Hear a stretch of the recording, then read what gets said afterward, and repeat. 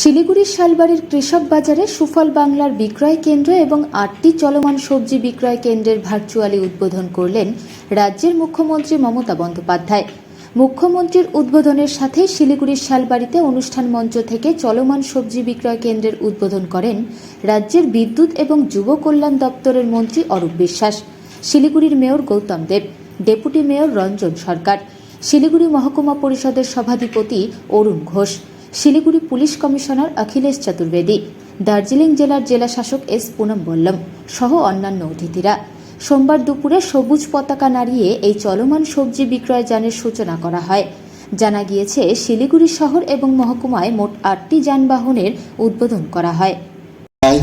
সুফল বাংলা হাব, আমরা রয়েছি শালবাড়ি কৃষক বাজারে ৮টি সবজি বিপণন যানের শুভ উদ্বোধন।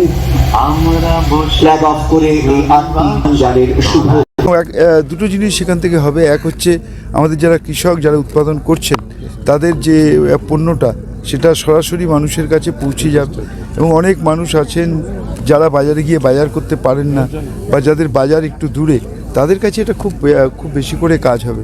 আমি এইটুকু বলতে পারি, আমি কলকাতা শহরে দেখেছি আমাদের যে সুফল বাংলা স্টলগুলো আছে, যে পণ্যগুলো আসে, শাক সবজি তরকারি যা আসে, সঙ্গে সঙ্গে আমরা দেখেছি যে 1 ঘন্টা 2 ঘন্টার মধ্যে সমস্ত মালই শেষ হয়ে যায়। তো এটা অভিনব প্রয়াস।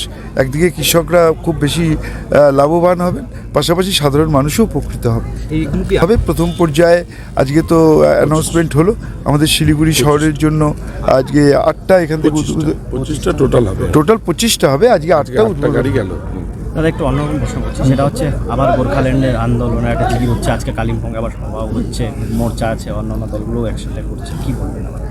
দেখো, আমরা চিরকাল বাংলার পক্ষে, বাংলাকে এক রাখার পক্ষে।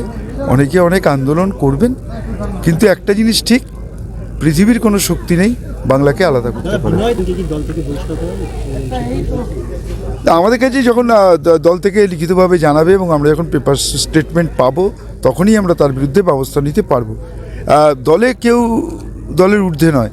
আমাদের দলের যে পলিসি, আমাদের দলের যে নীতি আদর্শ, বাংলাকে অটুট রাখা, বাংলার মানুষের পাশে থাকা, বাংলার মানুষের কাজ করা, সেখান থেকে যিনি বিচ্যুত হবেন তার বিরুদ্ধেই দল ব্যবস্থা নেবে। দেখুন, অধীরবাবু অনেক কিছু বলবেন, ওনাদের বলুন। শুধু ভারত জোড়ো যাত্রায় ওই গোটা কয়েক লোক নিয়ে না হেঁটে ভালো করে বিজেপির বিরুদ্ধে লড়াই করতে। আমি তো মনে করি বিজেপির ভিটামিন হচ্ছে কংগ্রেস, যারা ওদের ওয়াকওভার দিয়ে দেশকে আজকে সাম্প্রদায়িকতার দিকে ঠেলে দিয়েছে।